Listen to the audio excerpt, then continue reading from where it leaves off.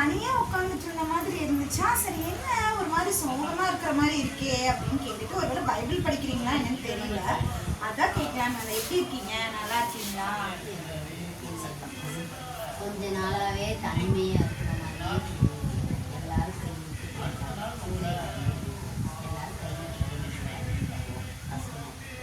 அப்படியா? வருத்தப்படாதீங்க. சர்ச்சுக்கு போனீங்களா? அப்புறம் எப்படி நீங்க தனிமை உணரலாம்? அப்ப எப்படி நீங்க தனிமையா இருக்கீங்கன்னு நினைக்கலாம்? ரொம்ப நாளாவே தனிமையா இருக்க மாதிரி. அப்படியா? கொஞ்ச நாளா உங்களுக்கு அந்த உணர்வு இருக்கா? சரி, நான் சில வசனங்கள் சொல்லட்டுமா? அந்த பைபிள்ல சில வசனங்கள் இருக்கு. அந்த வசனங்கள் எல்லாம் நான் உங்களுக்கு சொல்றேன். அதை நம்ம இப்ப படிச்சும் காமிக்கிறேன் நான் உங்களுக்கு. நீங்க அதை படிச்சு நீங்க ஒரு டைம் தனிமையான எண்ணங்கள் வரும்போது அந்த வசனங்களை எல்லாம் நீங்க பாருங்க.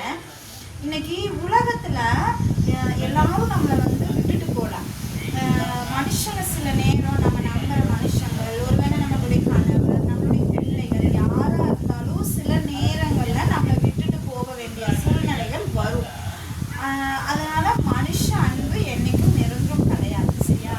தெய்வ அன்பு மட்டும்தான் எப்பவுமே மெய்யான அன்பு. சரியா? நான் வந்து உங்களுக்கு ஒரு வசனம் சொல்றேன். எபிரேயர் 13:5 ஆண்டவர் ஒரு வார்த்தை சொல்லியிருக்காரு. அதை நம்ம பார்ப்போமா?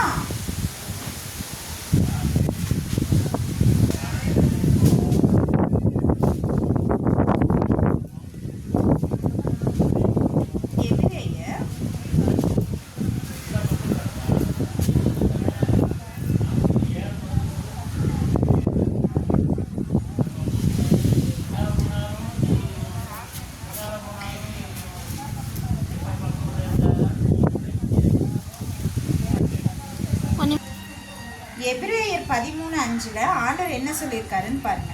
நீங்கள் பண ஆசை இல்லாதவராக நடந்து உங்களுக்கு இருக்கிறவைகள் போதும் என்று எண்ணுங்கள். நான் உன்னை விட்டு விலகுவதும் இல்லை, உன்னை கைவிடுவதும் இல்லை என்று அவர் சொல்லியிருக்கிறார். ஆண்டவர் என்ன சொல்லியிருக்கிறாரு? நான் உன்னை விட்டு விலகுவதும் இல்லை, உன்னை கைவிடுவதும் இல்லைன்னு சொல்லியிருக்காரு. அப்போ மனுஷங்க வந்து இன்னைக்கு வந்து மனுஷங்க நம்மளை கைவிட்டுறலாம், ஆனால் தேவன் ஒருபோதும் நம்மளை கைவிட மாட்டார். அப்படிதானே சொல்லியிருக்காரு.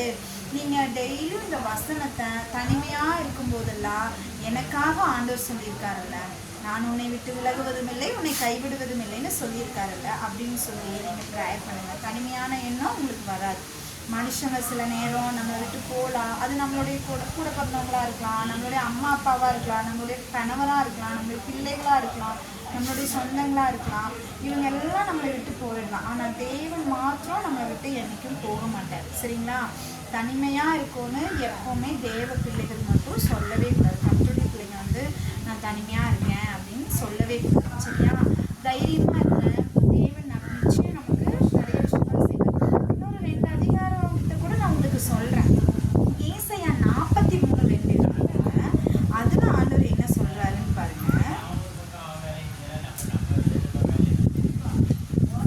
நீ தண்ணீர்களை கடக்கும்போது நான் உன்னோடு இருப்பேன், நீ ஆறுகளை கடக்கும்போது அவைகள் உன்மேல் புரளுவதில்லை, நீ அக்கினியில் நடக்கும்போது வேகாதிருப்பாய், அக்கினி ஜுவாலை உன் பேரில் பற்றாது. அப்போ உங்களோட எந்த கஷ்டத்துலையும் எந்த நேரத்துலையும் எவ்வளோ பெரிய பாரம் கஷ்டம் எதுவாக இருந்தாலும் நிச்சயமாக சொல்கிறேன், தேவன் நம்மளோடு கூட இருக்கிறார். நம்ம ஒவ்வொரு கஷ்டத்தையும் ஆண்டவரை நீங்கள் நினச்சி விசுவாசித்து ஜெபிக்கும்போது நிச்சயமாக ஆண்டவர் நம்மளோடு கூட இருக்கிறார். அப்போது நீங்கள் தனிமையானவங்களா? இல்லை. கண்டிப்பாக கிறிஸ்துவ பிள்ளைகள் ஒரு நாளும் தனிமையானவங்க கிடையாது. நீங்கள் பாரப்பட்டு உங்களுக்கு ரட்சிப்பே எப்படி வந்திருக்கும்? நீங்கள் ரொம்ப கஷ்டப்பட்டு பாரப்பட்டு யாருமே இல்லை அப்படின்னு இருக்கும்போது ஆண்டவர் உங்களோட கூட பேசியிருப்பார். நிச்சயம் வந்து என் கூட பேசினார். அது மாதிரி ஒவ்வொருத்தருக்கும் ரட்சிப்பு வந்து ஒரு புதுமையாக இருக்கும்.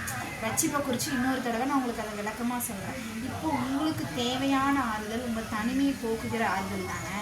அப்போது உங்கள் தனிமை வந்து நீங்கள் தனிமையாக இருக்குங்கிற எண்ணம் வந்து உங்களுக்கு வரக்கூடாது. அது ஒரு விதமான சத்துருவின் போராட்டமாகவும் இருக்கலாம். அது வந்து உங்களை வந்து கர்த்தர்கிட்ட இருந்து விளக்குறதாகவும் இருக்கலாம். சரியா? அதனால் நீங்கள் அப்படி உணராதீங்க. உங்களுக்காக தேவன் இருக்காரு. சரியா? அடுத்தது யோவான் 15:13 நினைக்கிறேன். நம்ம பார்ப்போம். யோவான்லேயும் ஆண்டவர் சொல்லியிருக்காரு. 15:13 சொல்லுங்க. 13வது வசனத்தை பாருங்க. ஒருவன் தன் சிநேகிதருக்காக தன் ஜீவனை கொடுக்கிற அன்பிலும் அதிகமான அன்பு ஒருவரிடத்தில் இருக்கு.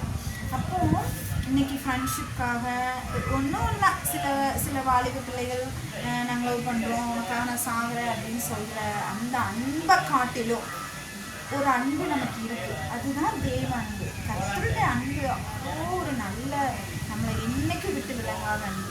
இன்னைக்கு உங்கள் கூட உங்கள் கணவர், உங்கள் பிள்ளைகள், உங்கள் அம்மா, உங்கள் அப்பா யார் இல்லைனாலும் அவங்க நிரந்தரம் கிடையாது. இந்த பூமியில் நம்ம இருக்கிற வரைக்கும் தான். ஆனால் மெய்யான அன்பு கடைசியாக நீங்கள் போகும்போது நம்ம பரலோகம் போய் யார் கூட போக முடியும்? அப்போ நம்மளோட உறுதியாக சொல்கிறேன், தேவன் தான் நம்மளோட கூட இருக்கார். அப்போ நம்ம நீங்கள் தனிமையானவங்களா? கண்டிப்பாக கிடையாது. இந்த 3 அதிகாரத்தையும் நீங்கள் மனசில் வச்சுக்கோங்க. நம்ம இந்த மனுஷங்களை நம்பக்கூடாதுன்னு நான் சொல்லலை. பழகுங்க, நல்ல மனுஷங்களா பழகுங்க, பேசுங்க, அன்பாக இருங்க, எல்லார்கிட்டையும் அன்பாக இருங்க. யார்கிட்டையும் கோபமாக இருக்காதீங்க, பொறாமை வேண்டாம், அந்த மாதிரிலாம் எதுவும் இல்லாமல் அப்படி இருக்கிறவங்க கூட நம்ம விலகி நம்ம அன்பை தேவன் நம்ம மேலே காட்டுறாங்கன்னா நம்மளும் மற்றவங்கக்கிட்ட காமிக்கும்போது நிச்சயமாக மனுஷங்களும் நமக்கு உதவுவாங்க, இல்லைன்னு சொல்ல. சில நேரம் இந்த உலகத்தில் நம்ம வாழும்போது தேவைகள் இருக்குது. ஆனால் இதை எல்லாவற்றையும் காட்டியும் தேவ அன்பு மெய்யானது இல்லையா? அப்போ ஒரு நாளும் கர்த்தர் அவரோட பிள்ளை தனிமையாக விடுவாரா? விட மாட்டார். நம்ம கூட யார் இருக்கா? யார் இருக்கா? நிச்சயமா. அப்போ உங்க கூட யார் இருக்கிறாரு? உணர்றீங்களா? இப்போ நீங்க சொல்லுங்க, நீங்க தனிமையானவங்களா? எப்பவுமே தனிமையானவங்க கிடையாது. நம்ம கூட தேவன் இருக்கார். அவங்களுக்கும் சொல்லுவோமா?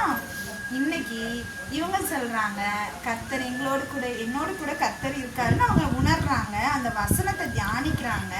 இப்போ அவங்க கிட்ட நீங்களே கேட்டீங்கனாலும் சொல்லுவாங்க, உங்க கூட யார் இருக்காங்க? அப்போ அவங்க கூட கர்த்தர் இருக்காங்க. அதே மாதிரி என்னோடையும் தேவன் இருக்கார். எங்களோடு கூட தேவன் இருக்கிறது போல உங்ககிட்டயும் தேவன் இருக்காரு. ஓகே, இனி யாரும் தனிமையானவங்க கிடையாது. சரிங்களா? யாருமே தனிமையானவங்க கிடையாது. நீங்களும் தனிமையானவங்க இல்லை. நம்ம கூட இயேசப்பா இருக்காரு. நான் சொன்ன அதிகாரத்தை நீங்களும் படிங்க. தனிமையாக இருக்கும்போது உங்களுக்கு தோணுச்சு அப்படின்னா நீங்களும் படிங்க. அதே மாதிரி உங்களுக்கு ஏதாவது ஜெப தேவைகள் இருந்தால், நீங்கள் பாரத்தோடு இருக்கீங்க அப்படின்னா கீழே இருக்கிற கமெண்ட்டில் சொல்லுங்கள். உங்களுக்காக நாங்கள் ஜெபிப்போம். உங்களுடைய பாரங்கள், கஷ்டங்கள் எதுவாக இருந்தாலும்